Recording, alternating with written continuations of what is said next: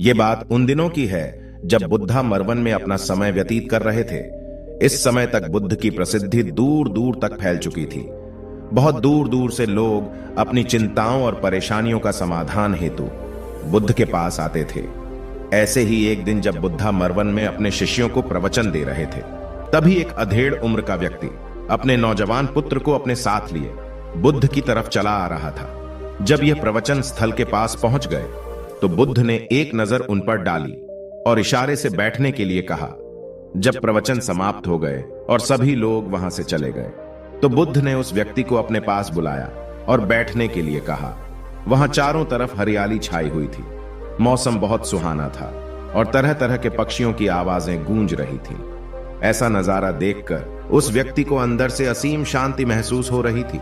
इसके बाद बुद्ध ने उस व्यक्ति से आने का कारण पूछा तो इस पर व्यक्ति ने कहा, तथागत, मैं 2 दिन की लंबी यात्रा करके अपने पुत्र को आपसे मिलवाने लाया हूं। ये मेरा इकलौता पुत्र है और ये हर समय थका थका रहता है। ऐसा लगता है जैसे इसके अंदर कोई जान ही ना हो। इसका स्वभाव भी काफी चिड़चिड़ासा हो गया है। अगर हम इससे कुछ भी कहते हैं तो यह हमारी छोटी छोटी बातों पर गुस्सा हो जाता है। इसके देखने की क्षमता भी उम्र से पहले ही कमजोर हो गई है और इसके बाल भी सफेद पड़ने लगे हैं। इतनी कम उम्र में इतनी बड़ी उम्र का लगना, मुझे तो कुछ समझ नहीं आ रहा है। तथागत, मैं अपने पुत्र के स्वास्थ्य को लेकर बहुत चिंतित हूं। जब मैं अपने पुत्र को वेद जी के पास लेकर गया तो उन्होंने कुछ औषधि दी और कहा, अपने पुत्र को तनाव कम लेने के लिए कहो। वो अपने दिमाग में बहुत अधिक तनाव लेता है, इसलिए उसकी ऐसी हालत हो गई है।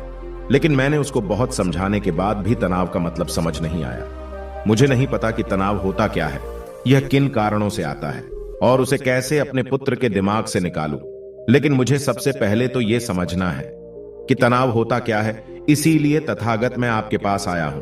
कृपया आप मेरी समस्या का समाधान कीजिए।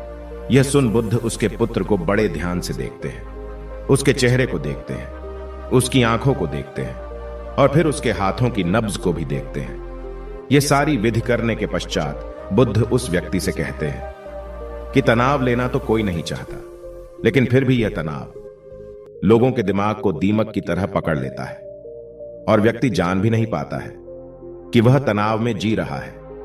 लेकिन अगर व्यक्ति तनाव के कारणों को अच्छे से समझ लेता है और तनाव के बारे में कोई ऐसा पैमाना बना लेता है जिससे वह जान सके कि वह कितने तनाव में है, तो वह इस समस्या का समाधान भी खोज सकता है। सबसे पहले तो तुम ये समझो कि तनाव होता क्या है। जब भी कोई व्यक्ति कोई काम कर रहा होता है लेकिन उसका मन कहीं दूर भटक रहा होता है, कल्पनाओं में होता है, तो उसके शरीर और मन के बीच एक दूरी पैदा हो जाती है।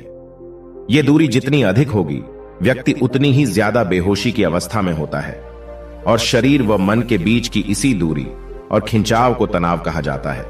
आखिर कोई पसंदीदा खेल खेलने के बाद व्यक्ति चुस्ती और प्रसन्नता से क्यों भर जाता है, जबकि उसने तो अपने शरीर को थकाया है। लेकिन समझने वाली बात यह है कि खेलते समय मन और शरीर एक साथ पूरी तरह से उस खेल में केंद्रित होते हैं, जिससे शरीर और मन के बीच दूरी पैदा नहीं होती और कोई तनाव पैदा नहीं होता। और अगर दिमाग में कोई तनाव था तो वो भी दूर हो जाता है।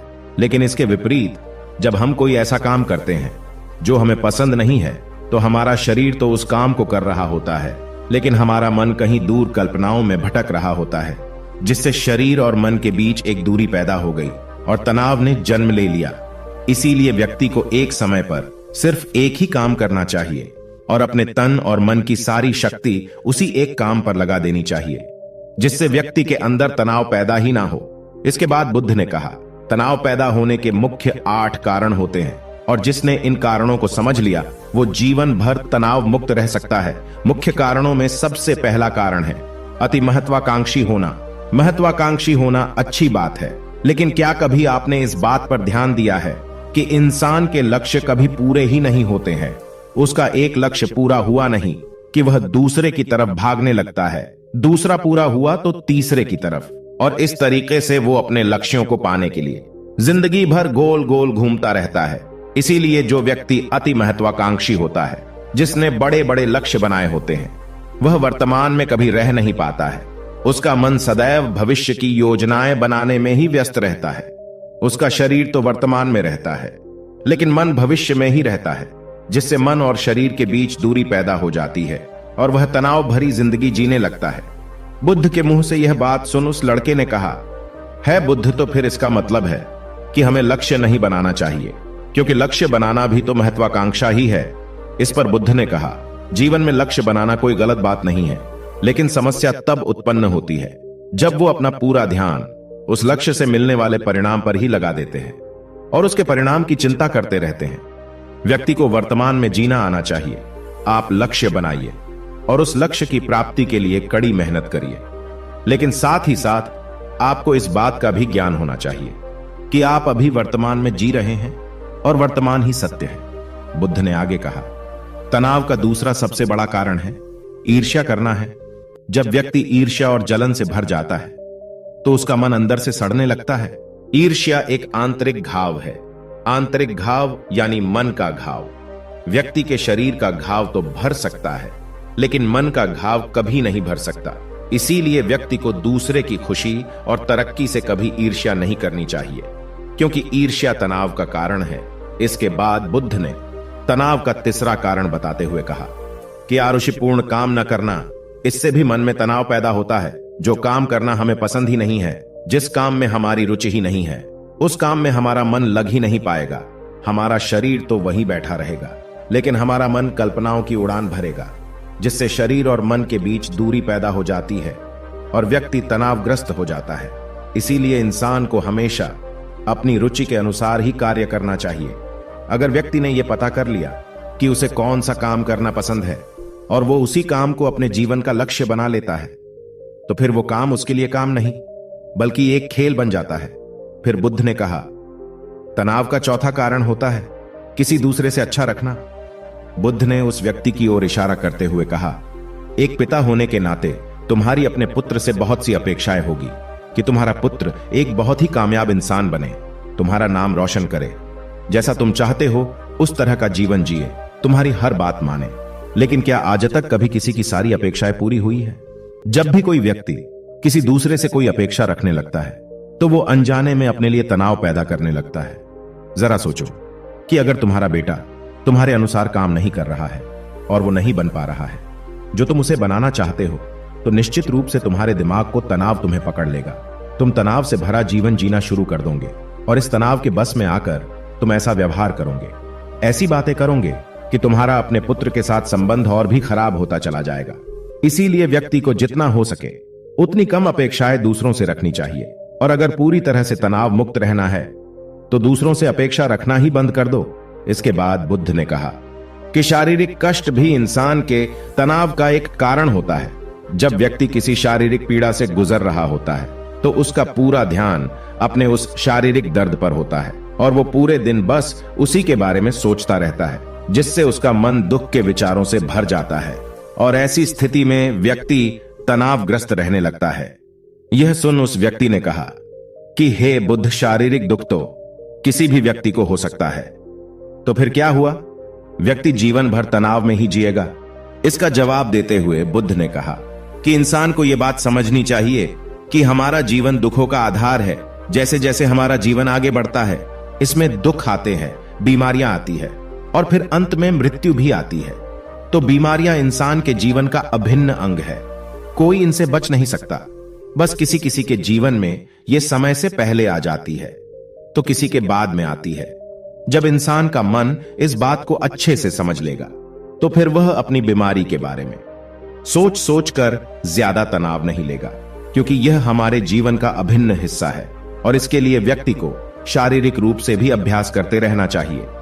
अपने जीवन में व्यायाम और स्वस्थ जीवन शैली को भी जगह देनी चाहिए ताकि उसका शरीर लंबे समय तक निरोगी रहकर सही से काम कर सकें। तनाव का अगला कारण होता है अपनी योजनाओं को समझने के लिए समय न देना। कुछ लोगों के दिमाग में कोई विचार आया ही नहीं कि वो बिना सोचे समझे उस पर काम करना शुरू कर देते हैं, और जब उस काम में उन्हें असफलता मिलती है तो वह तनाव से भर जाते हैं, क्योंकि उन्होंने उस काम को शुरू करने से पहले उसके बारे में पूरी जानकारी इकट्ठा नहीं की थी। इंसान को कोई भी काम शुरू करने से पहले उसके अच्छे और बुरे परिणामों के बारे में ठीक से सोच विचार कर लेना चाहिए। इंसान को इस बारे में भी सोच लेना चाहिए कि अगर ये योजना सफल नहीं हुई तो फिर इसके बाद मैं क्या करूंगा? इसलिए व्यक्ति को अपनी योजनाओं को ठीक से समझने के लिए पूरा समय देना चाहिए, ताकि बाद में उस योजना की वजह से तनाव पैदा ना हो। तनाव का 7वां सबसे बड़ा कारण है टाल मटोल करना, आज के काम को कल पर टालना। आप लोगों ने यह कहावत तो सुनी होगी कि आलस्य इंसान के शरीर का सबसे बड़ा शत्रु है। इंसान आलस्य की वजह से आज के काम को कल के लिए टाल देता है और फिर काम को टालना उसकी आदत बन जाती है। काम को कल पर टालने वाले व्यक्ति का काम कभी भी समय पर पूरा नहीं हो पाता है, और अगर किसी तरह से पूरा हो भी जाता है तो वह उतना अच्छा नहीं हो पाता है जितना अच्छा उसे किया जा सकता था, और फिर यह बात व्यक्ति के अंदर तनाव पैदा करती है। लेकिन काम को टालना या काम को एकदम अंत समय पर करना एक आदत है, इसीलिए व्यक्ति ना चाहते हुए भी बार बार अपनी इस आदत का शिकार बन जाता है और काम को टालता रहता है। और फिर जब काम की समय सीमा पास आ जाती है तो वह तनाव से भरकर काम को पूरा करने का प्रयास करता है। इसीलिए तनाव मुक्त रहने के लिए व्यक्ति को काम को टालने की आदत छोड़नी पड़ेगी, और यह तभी संभव है जब व्यक्ति काम को समय से पहले खत्म करने का निश्चय करे। सबसे आखिरी और सबसे प्रमुख कारण जो तनाव का होता है वो है ज्यादा सोचना। लगातार सोचते रहना भी एक बीमारी है, और यह उस व्यक्ति में सबसे ज्यादा पाई जाती है जो सिर्फ कल्पनाएं करता है, जो अतीत की घटनाओं और भविष्य की बातों के बारे में सोचता रहता है, जो बेवजह के अनुमान लगाता रहता है। इसीलिए व्यक्ति को ज्यादा सोचने की आदत पर लगाम लगाना चाहिए। इसके लिए जितना हो सके खुद को काम में व्यस्त रखना चाहिए, और हर दिन ध्यान का अभ्यास करने को अपने जीवन का हिस्सा बना लेना चाहिए। बुद्ध के मुंह से यह सारी बातें सुनकर उस व्यक्ति ने हाथ जोड़कर कहा, बुद्ध, मेरा पुत्र तो अभी मात्र 20 वर्ष का ही है, और इसमें अभी इतनी समझ भी नहीं है कि यह आपकी बताई सारी बातों का एक साथ पालन कर सकें। आप कृपया करके तनाव मुक्त रहने का कोई आसान सा तरीका बता दें, जिससे मेरा बेटा उसका अनुसरण भी कर सके और तनाव मुक्त भी रह सके। उस व्यक्ति की यह प्रार्थना सुन बुद्ध ने कुछ सोचते हुए जवाब दिया, अगर तुम इतनी सारी बातों का पालन नहीं कर सकते हैं तो इसके लिए एक बहुत ही आसान विधि है। तुम एक बार मैं एक काम को करने पर ध्यान लगाओ। जो भी काम कर रहे हो उस समय पर सिर्फ उसी काम को करो, सिर्फ उस पर ही अपना पूरा ध्यान लगाओ। और अगर तुम्हारा मन इधर उधर भटक जाता है तो जैसे ही तुम्हें याद आए उसे वापस फिर उसी काम में लगा दो। यह सबसे आसान और अच्छा तरीका है तनाव मुक्त रहने का। जब तुम भोजन करो तो उस समय सिर्फ भोजन ही करो, उसके पूरे स्वाद का आनंद लो, उसका अनुभव करो। जब चलो तब अपना पूरा ध्यान सिर्फ चलने में ही लगा दो। इससे तुम्हारा मन और तुम्हारा शरीर दोनों एक जगह पर केंद्रित रहेंगे, दोनों के बीच दूरी पैदा नहीं होगी, जो कि तनाव का मुख्य कारण होती है। इसीलिए जहां तक संभव हो सके एक समय पर सिर्फ एक ही काम करने का प्रयास करें